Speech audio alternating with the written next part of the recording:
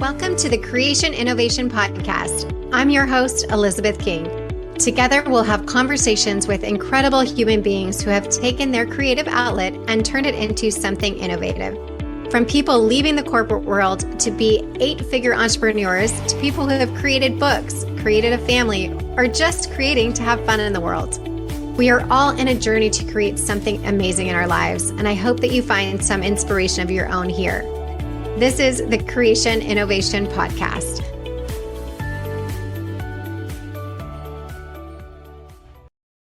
Hey everyone, welcome back to Creation Innovation. Today we have Kari Gran.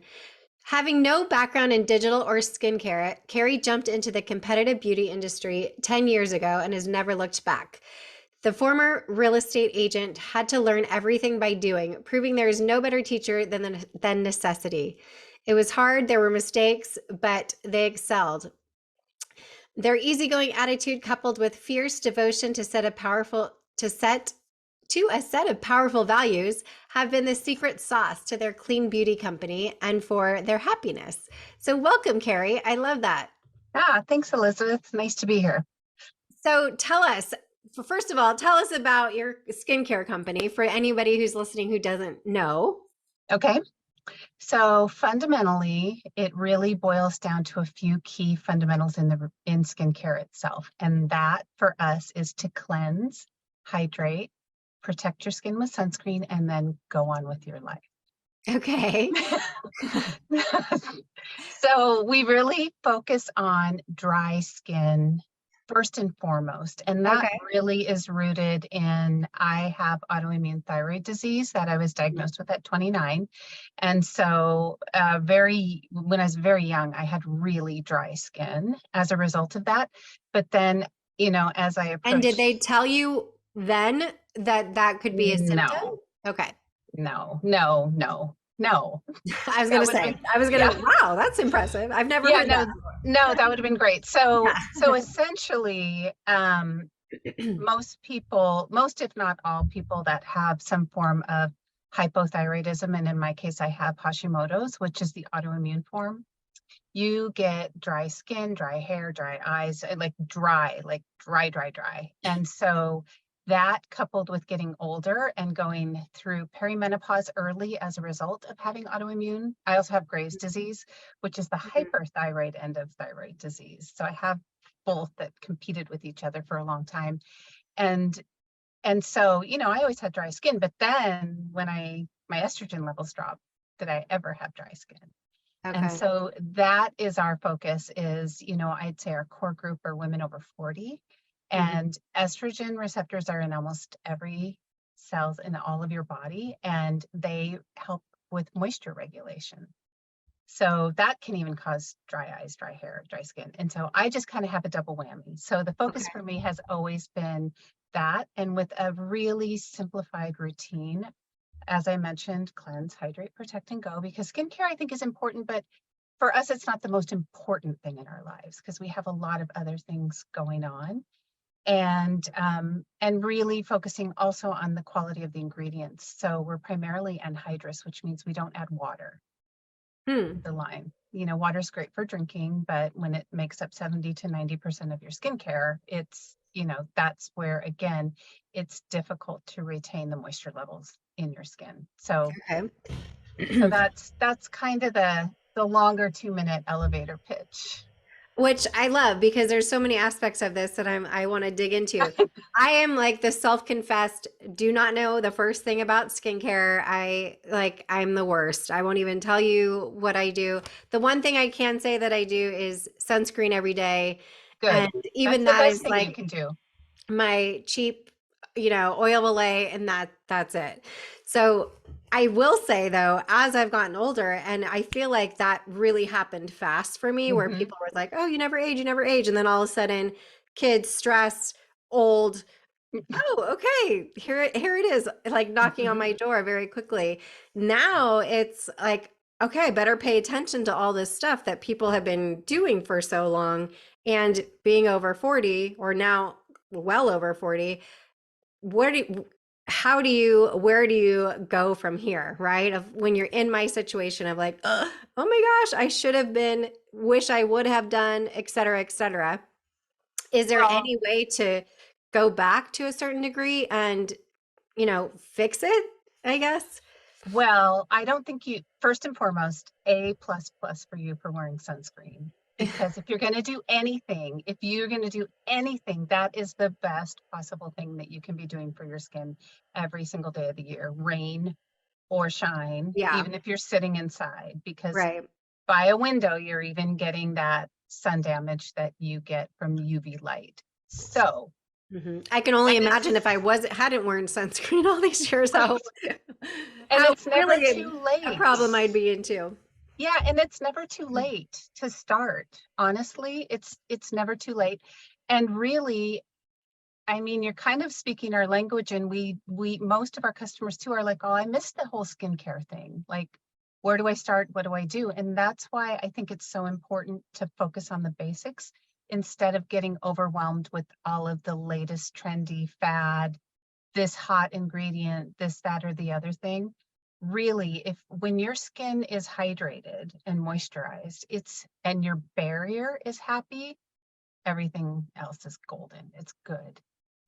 I So, feel like even recently, and this is going to sound so ridiculous, but I never recognized the changes of the weather that affected my skin. It wasn't until recently that I'm like, oh, my skin feels dry and the weather is cold and whatever. I don't know what rock I've been living under, Carrie. I hate to admit it, but it just was not on my radar and it wasn't a thing until now. And I'm like, okay, what can I use to like get more moisture in my skin because I do feel like I'm so dry. And quite honestly, because skincare has never been my jam or something that I'm mhm, into or makeup and all of that stuff, it's overwhelming to me. I don't even know where to start, you it know? is overwhelming. It is So, overwhelming. And so start small, like lean into it. You need to wash your face, right? So good yeah. cleanser. And then hydration and moisturization, they're used interchangeably, but really they are different. So hydration is the root hydra is water, whereas moisturization is more emollients. So emollients are oils, waxes, anything that holds moisture in your skin, whereas water evaporates quickly. And so the two in combination work really well together in that the emollients lock in the hydration, if that makes Okay. sense. Yeah, that does So, make sense. so we love oil, especially if you have dry skin, because that is just such a good emollient. It really sticks with you. You know what I mean? Like Mm-hmm. it leaves a little something behind. Whereas we have a tonic that you can spritz as like a touch-free moisturizer because it has properties that have humectant abilities, which means they act like moisture magnets and they trap any moisture that's in the air into your skin. But it's interesting that you say, now I notice with the weather, or it might be different environments like an airplane or air conditioning versus heat. And that is because as you've gotten older, it's just a natural thing, you lose estrogen. And thereby you're losing that ability to hang on to moisture like you did before, and you wouldn't have noticed those things quite as much. Yes, I was actually just going to touch on that because as well as the texture of the skin, right? And Mhm. everything else that goes around that, I think based on estrogen. And as much as I feel like because of what I do for a living, really, and focused on Right. fertility and all of that, I have been more focused on still doing seed cycling and trying to keep up that, the cycle being healthy with those balances of estrogen, progesterone as much Yep. as we can. It's still, 47 is 47, right? As much as Right. we're going to be trying to do that, the reality is the reality. And Mm. I don't think there is any hiding from that, you know?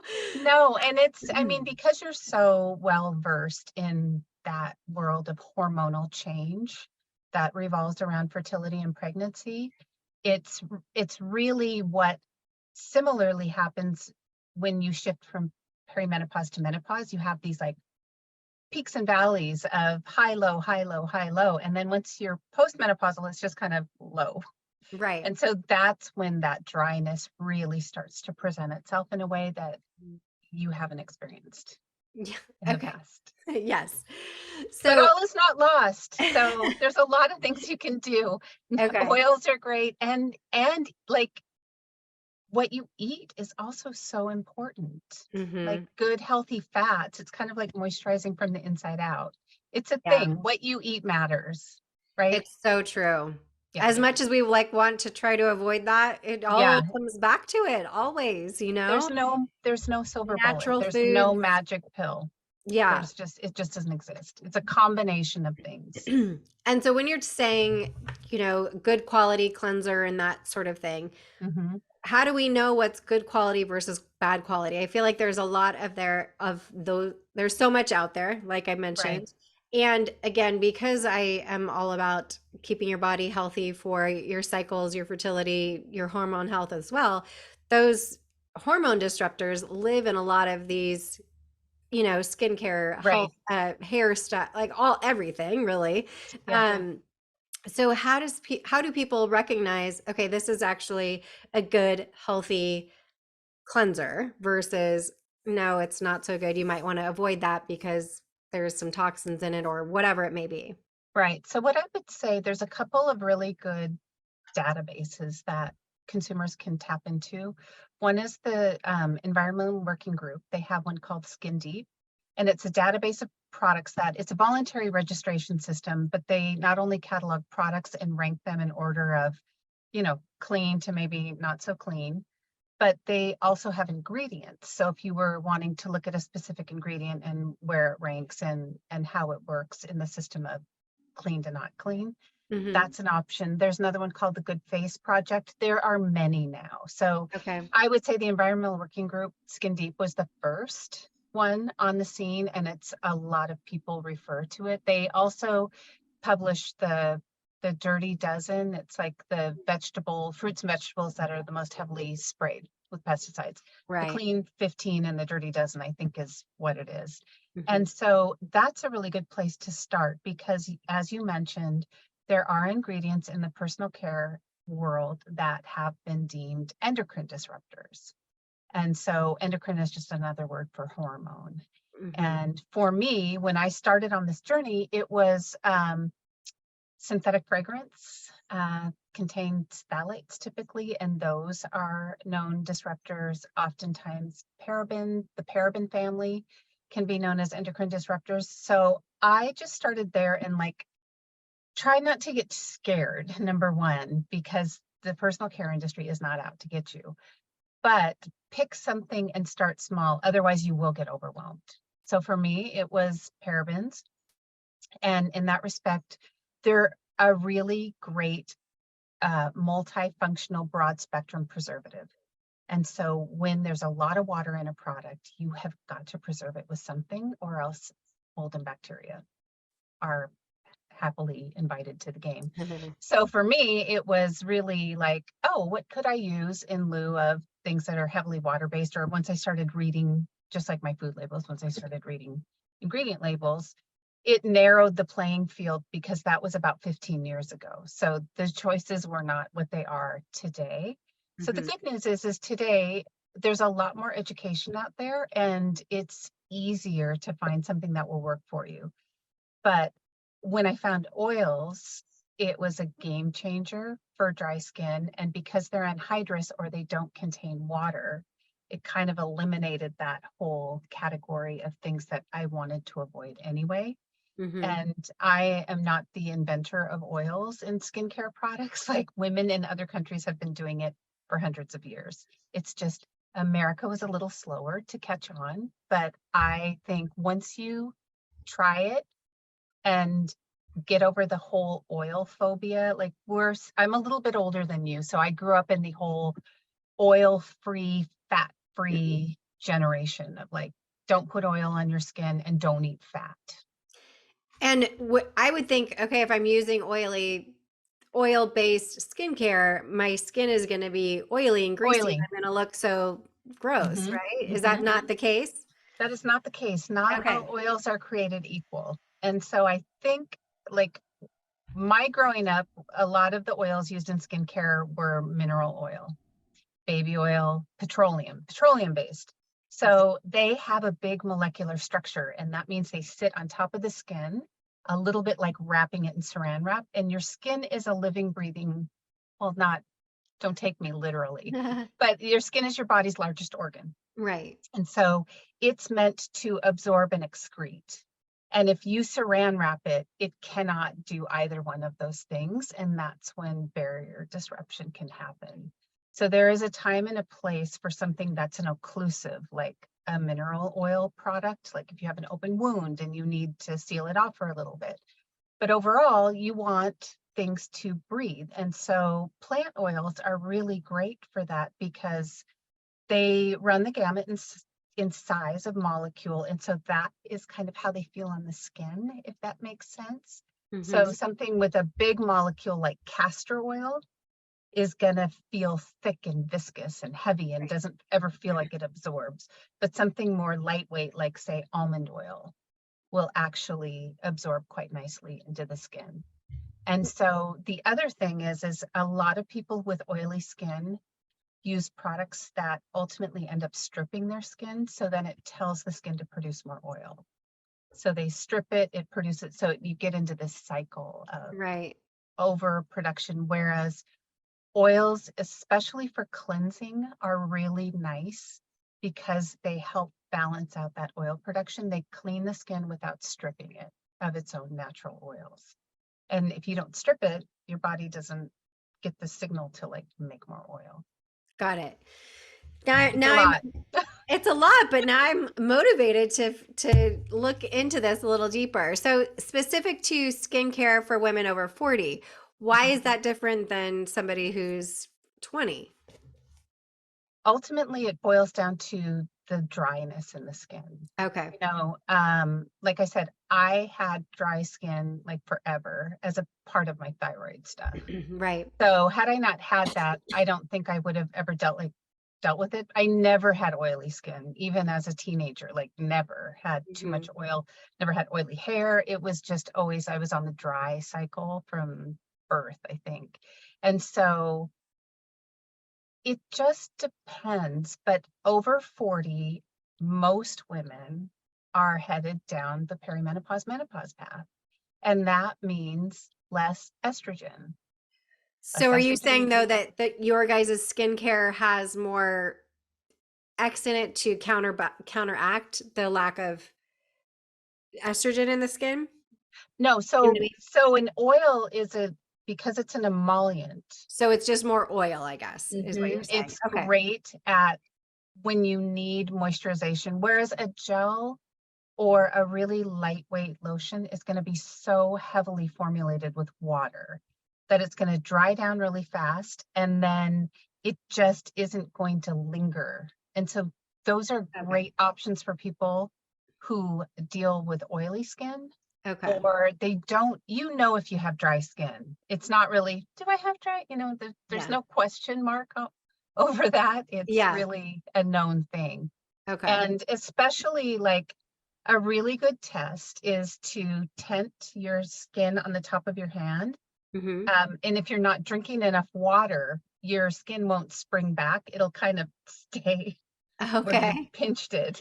So that's always a really good test. And you can even do it around your eyes a little. You will see if you're not properly hydrated from the inside. Wow. That will show up. So oils just, emollients are like the mortar in a brick and mortar situation. They really hold everything together. And so when that dries out, it's not great. Yeah. Okay. It doesn't feel good either. Your skin doesn't feel good. Yeah, for sure. And then speaking of sunscreen, is there a minimum? I've always gone with 30 and hoped to find more, but I feel like even finding 30, to be honest with you, again, because I'm like a drugstore over the counter type moisturizer person, it seems not that easy to find. In your world, is it much easier to find over 30, and or what is kind of the baseline? Well, first and foremost, you have to know your filter.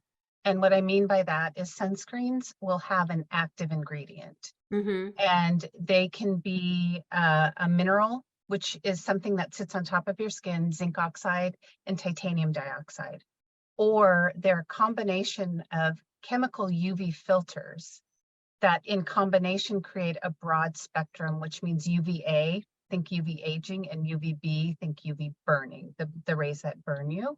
Mm-hmm. And so a physical UV filter like zinc or titanium sit on top of the skin, Mm-hmm. whereas the others absorb and they take about 15 or so minutes.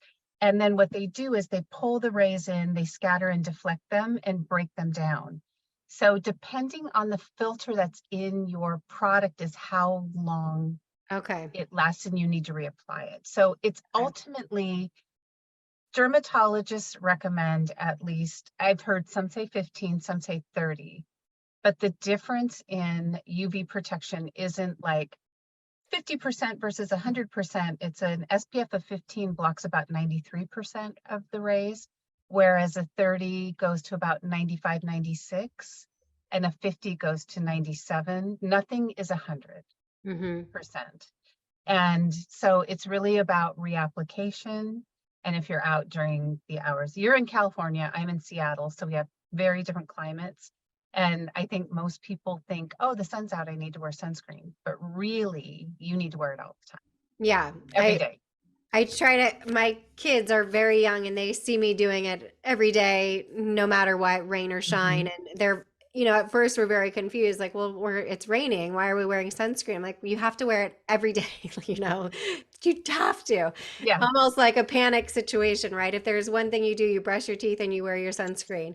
absolutely. Yes, it should just be that like Yeah. streamlined into your routine. Yeah. I think It's that for important. Yeah, for them, because when they're, you know, were babies, it was that zinc oxide type that I'd be like slapping Mhm. on them every day of like making sure nothing got Mhm. through there. So I think that I'm grateful that I've at least gotten that much, you know, under my belt, but hoping that now that I'm more educated, thanks to you, I can dig into this a little more and maybe get into some big girl, you know, skincare. Yeah. Well, with the UV filters too, it sounds like a lot and it sounds confusing, but ultimately, because they have to be absorbed in order to absorb the UV rays, everybody's body is a little bit different and metabolizes them differently. Hmm. Heat can affect it. I mean, there are a variety of things that can affect it. So it's really, that's why you don't see the SPF of 100 anymore, because people were under this impression they were being protected. Mm. Whereas they would apply it once and think that was it.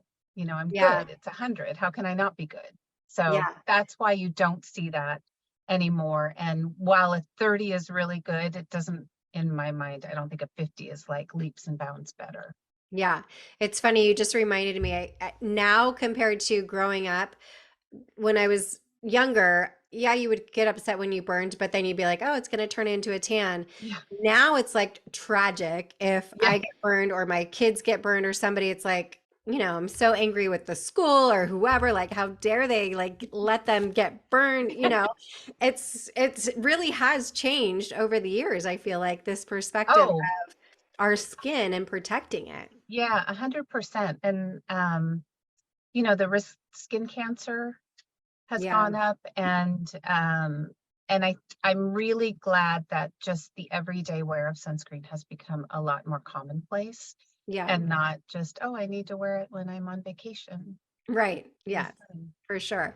So how did you come about, you know, going from, you know, being interested in skincare or whatever this, you know, whatever the impetus may have been, whether that's your thyroid and with the dry skin or whatnot, to I think I'm going to come up with my own line and do this. I mean, that's amazing. And Yeah. how does that happen?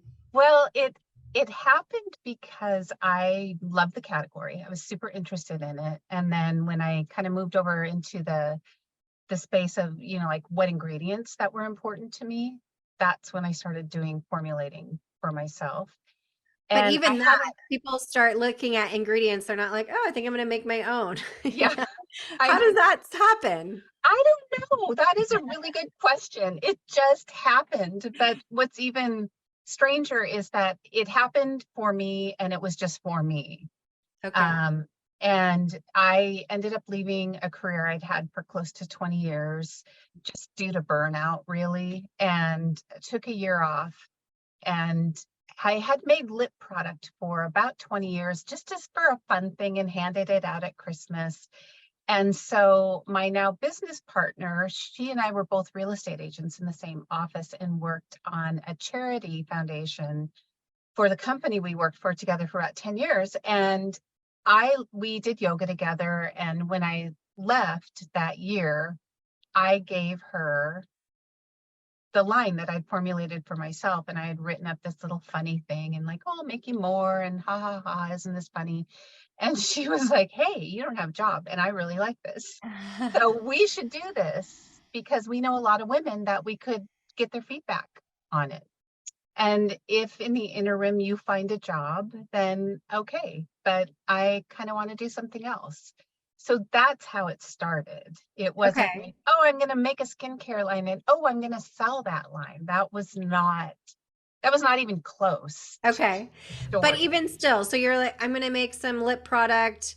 I'm in my kitchen or my wherever you're doing this and It's you're in my kitchen.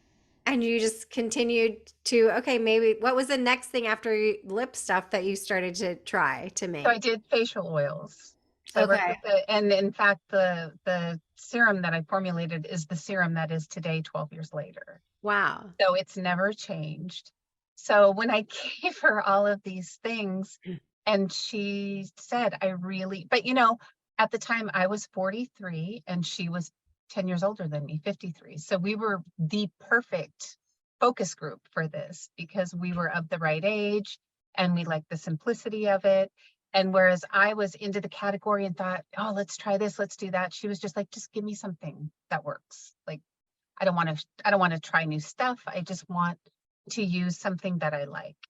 And that's how it started. And then I went and worked with different groups, like legitimate formulators and naturopathic college up here in Seattle to like back up my formulas and make sure they actually worked.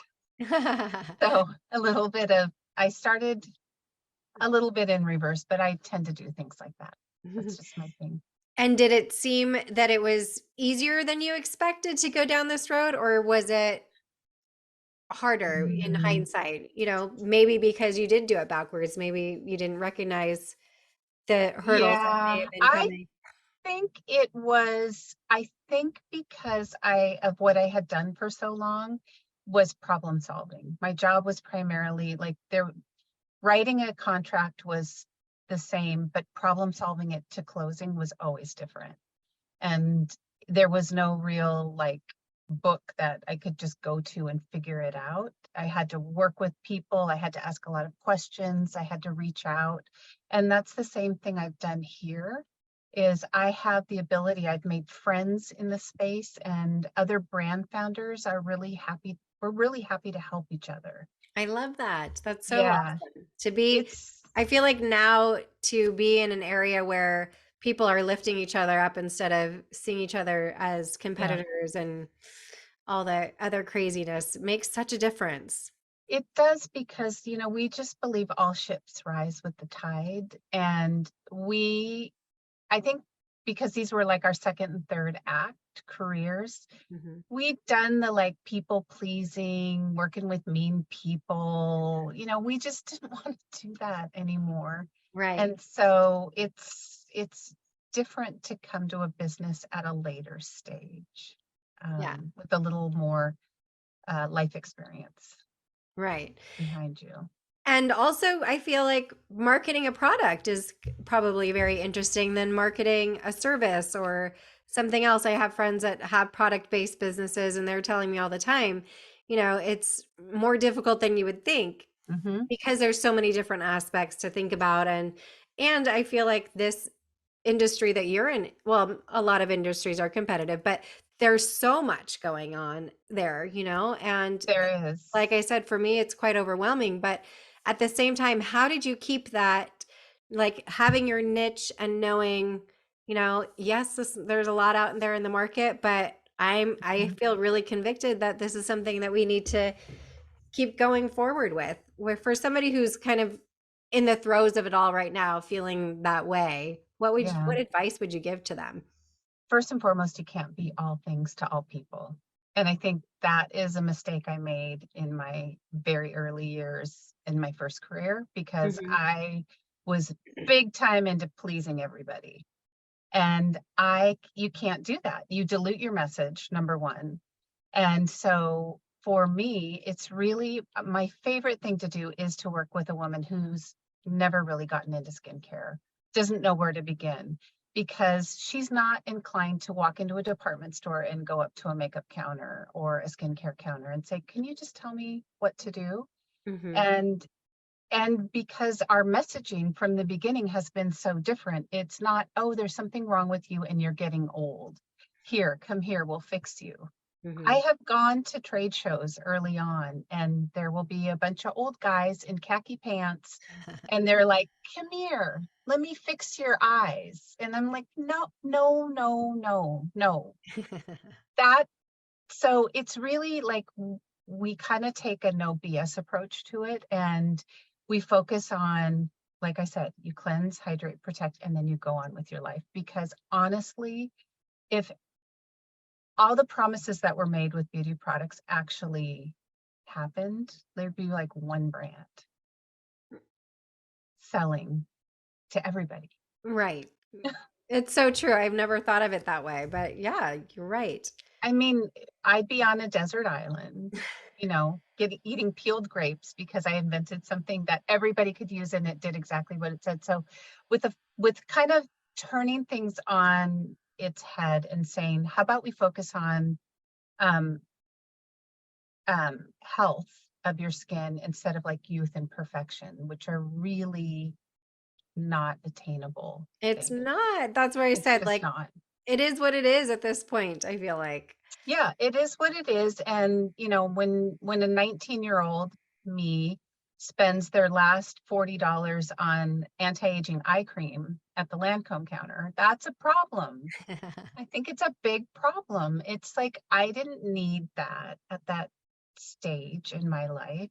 Right. And but I was convinced I needed it. I was convinced I had to turn back the hands of time when I Right. was 19, and it just is crazy. It is So crazy and very so I'd sad. say that's, yeah, it is sad. And so that's where I think we can be of service by talking to women in a different way, and really, like, we know our customer because we are our customer. Yeah. Which I think in anything that I feel like you're serving people in, it's so important to understand that, oh, she gets me. She Hmm. hears me. She knows what that's like. And even you talking about the thyroid, so many women have thyroid issues, and that's why I asked, did they tell you that when because I've never heard a doctor say, "Oh, and here's the list of things that might happen." Yeah. Dry skin is one of them. You know, not that, and Yeah. I've had thyroid for forever as well, but so I think just educating people and saying, Hmm. I get you, I hear you, I see you. Here's something that's no BS or, Yeah. very straightforward. And I think there's so much beauty to that, no pun intended, to just say, like, it's easy. It doesn't have to be hard, you It know? doesn't have to be hard. And yeah, we're not here to fix you. Yeah. And You're again, fine. coming from my perspective where I literally use like my Trader Joe's cleanser and my Oil of Olay moisturizer, and that's it. Yeah. And that's, from my perspective to now say, oh, okay, maybe I can look into something that is easy and it's not Mhm. complicated and it's something that is actually made for me going into this next phase of my life that Yep. will, help me with that. Yep. So thank you, No, Kari. you're Where can welcome. people find you guys and learn more? Well, the easiest way is our website, which is my name. And oddly enough, some people think it's Kari Grant with a T.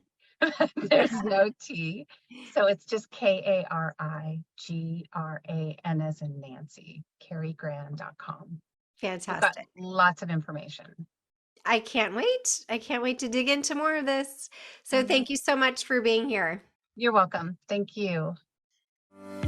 Thank you so much for listening to this episode of the Creation Innovation Podcast. Make sure to follow us on Spotify for free episodes and subscribe to the Creation Innovation Podcast on Apple, Spotify, or wherever you choose to get your podcast. Don't forget to rate and review the podcast wherever you're listening for a chance to receive a special gift. Yes, we actually do send out gifts. It's my favorite thing to do. So visit us at elizabethking.com/creation innovation for more information on how to enter. Every review counts, and we are so grateful. You can follow me at the official Elizabeth King on Instagram or TikTok. Until next time.